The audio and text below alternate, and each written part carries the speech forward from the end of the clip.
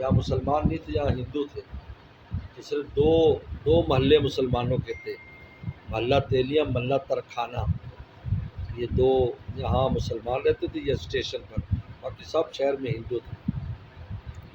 تو پھر وہ وہاں دو مسجدیں، اس سے آگے فردوس مسجد ہے، وہ 1906 میں بنی، پھر یہ مسجد 1910 میں، پھر جو جامع مسجد شہر کی بنی جب شہر آباد ہوا، اور نواب صاحبان نے 1915 میں بنائی جامع جمعہ پر، 1915 میں بنائی۔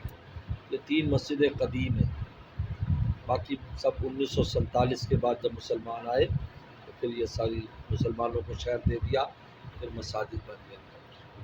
ہندو پھر چلے گئے دعاؤں کیونکہ ادھر تبادلہ ہو گیا، وہ انہوں نے ادھر جائیداد لے لی، ادھر والوں کو ادھر دے دی، جو مہاجر آتا تھا تو اس کو الاٹ کر دیتے تھے، یہ مکان آپ کا، یہ مکان آپ کا۔ حضرت والد صاحب سے کہا تھا تحصیلدار نے کہ آپ، ہمارے والد صاحب 1944 میں ادھر آئے تھے، تو ہمارے والد صاحب چین کے رہنے والے ہیں، چین سے آئے تھے، دیوبند میں پڑھا، پھر ادھر آئے۔ انہوں نے کہا تھا یہ عیدگاہ روڈ پر 10 مکان آپ کے نام الاٹ کر دیتا ہوں۔ وہ بہت معتقد تھا، والد صاحب کے پاس مسئلے، بڑے عالم وہی تھے پورے شہر میں، وہ تو تھا نہیں کوئی، 10 مکان سامان سمیت آپ کے نام الاٹ کر دیتا ہوں۔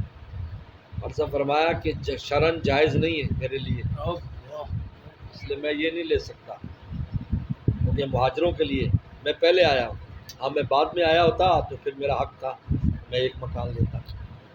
کون سی سن میں آپ کے دادا؟ 1944 میں، 1934 میں چائنا سے آئے تھے، 10 سال پر، تو 44 میں یہاں، 44 میں یہاں پر پاکستان بننے سے 3 سال پہلے، تو اس سے نہیں لیا، لیکن ناراض ہوئے اس پر کہ آپ مجھے اس قسم میں دنیا داری کے لیے تھوڑی گھر سے نکلا ہوں، میں تو دنیا چھوڑ کر آیا۔ ہمارے دادا کے 14 مربع زمین تھی، 14 مربع، اب بھی چائنا میں وہ زمین ہے جو چین والوں کے قبضے میں، فتح ہو جائے اگر وہ علاقہ تو زمین مل جائے گی، بھارت سے ابا کے کوئی بھائی تو تھا نہیں، وہ بہنیں تھیں، 14 مربع جن میں باغات تھے، باغات کی زمین سب سے قیمتی ہوتی ہے، ہر طرح کے باغات۔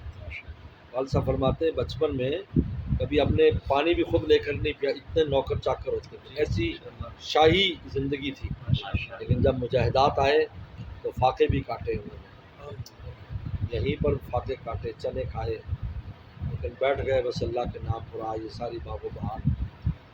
یہ عجیب ہے، وہ تحصیلدار کو ناراض ہوئے، میں دنیا دار ہوں، دنیا کو سمجھتا ہوں، میں کہ بھوکا ہوں، میں تو بہت بادشاہ کا بیٹا ہوں، اس لیے ہمیں فرماتے تھے کہ تم میں جو مولویت صحیح معنی میں 7ویں نسل میں آئے گی، ابھی تم میں شاہی مزاج ہے، شاہی مزاج ہے، اس وجہ سے کوئی بھی ہو۔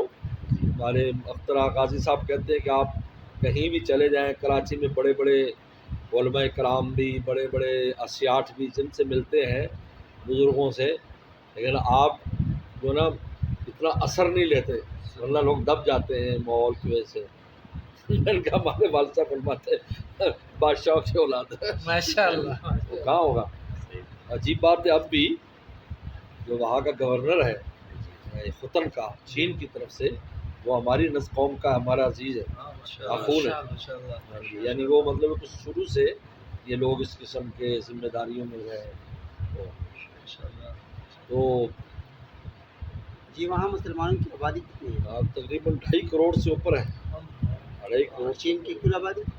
کل آبادی تو اس کی ہوگی، وہ تو 1.5 ارب کے قریب ہے، لیکن یہ مسلمان علاقے میں 2.5 کروڑ سے زیادہ مسلمان ہیں تقریباً، اور بہت بڑا علاقہ ہے یہ، ریاست بہاولپور سے تو زیادہ ہے جی زیادہ ہے، تو ماشاءاللہ وہ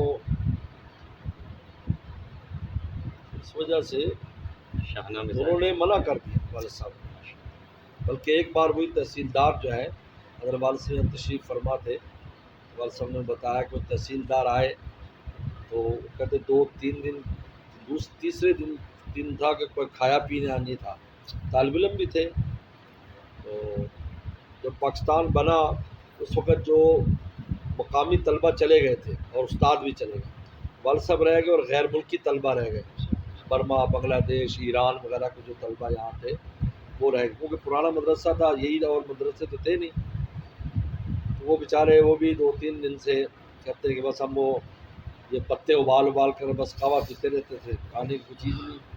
تو میرا چہرہ بالکل پیلا زرد ہو گیا تھا.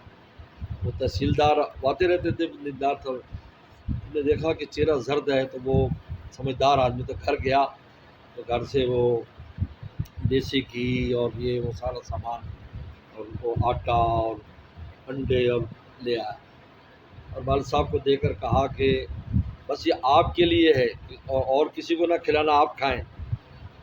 تو والد صاحب کو یکدم غصہ آ گیا.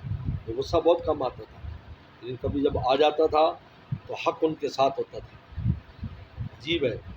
یہاں ایک ڈی سی او آیا تھا، حالانکہ ڈی سی بڑا افسر تھا، اس وقت بڑے پاور ہوتی تھے افسر.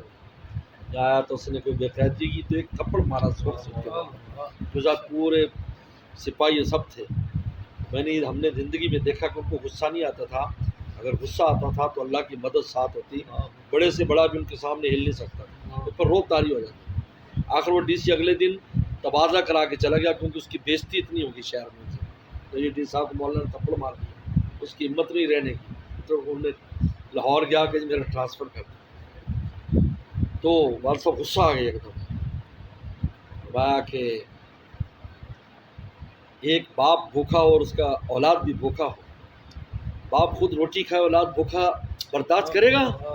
جیسے ہمارے والد سے ایسے بولتے تھے جیسے پٹھان لوگ بولتے ہیں اردو، ایسے برداشت کرے گا؟ بتائیں.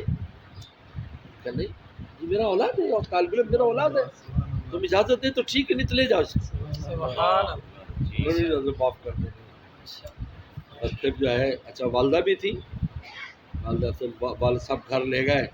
والدہ فرماتی دیسی گھی میں پھر پراٹھے بنائے،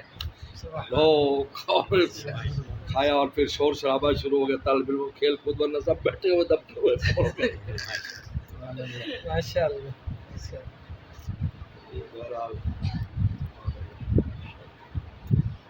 کیا قربانیاں ہوتی ہیں، پھر بات جتنی جس کی قربانی اتنی خدا کی مہربانی. سامنے دیکھتے پیچھے نہیں دیکھتے پیچھے کیا ہے.